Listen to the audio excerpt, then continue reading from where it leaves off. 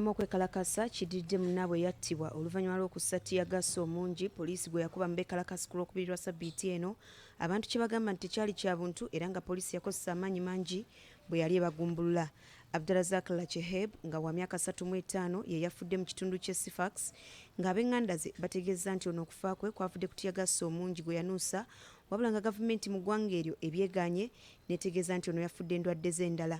Mu ngeri y'emu abantu balabiddwako nga bakutte ebipande ebiriko obubaka obugamba nti balina eddembe okussa empewo ennungi era ennyonjo nga terimu butwa kuva mu kasasiro, era nga poliisi erabiddwako ng'egezaako okubaziyiza okutuuka mu kifo kino ekyazzeemu okuggulwa wadde nga nabo bajjanukuzza amayinja. Abeekalakasa era bagamba nti kya buswavu poliisi okukuuma kasasiro ate netulugunya abantu ba bulijjo nga baagala ekifo kino kiggalwe bunnambiro kubanga kya bulabe eri obulamu bwabwe. Bino ebijjidde nga Tunisia ezze esanga obuzibu n'okukuŋŋaanya kasasiro ng'eno ttani za kasasiro 2.5 ze zikuŋŋaanyizibwa buli mwaka, kyokka ng'ebifo wassulibwa bitono ate nga n'ekyokuddamu okumukolamu ebintu ebirala eby'omugaso kikyali kizibu mu ggwanga eryo.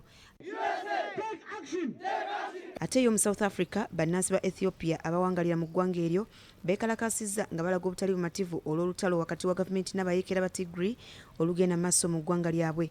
Okwekalakasa kwa bano kubadde ku bitebe by'amawanga okuli America n'ekyomukago gw'amawanga ga Bulaaya mu kibuga Pretoria ekya South Africa, era nga bano babadde babagalidde ebipande ebisaba amawanga gano okubayamba bayingire mu nsonga z'olutalo luno.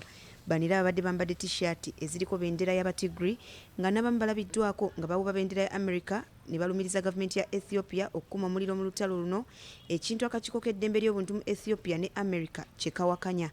Bino ebijjidde nga gavumenti ya Ethiopia ekyatoba n'abayeekera ba Tigray abeesomye okuwamba ekibuga ekikulu Addis Ababa, era nga kino kyaviirako n'abantu okwekalakasa ku Sunday nga bagamba nti waakiri okufa naye nga tebaganyizza bayeekera bano kuwamba kibuga kyabwe.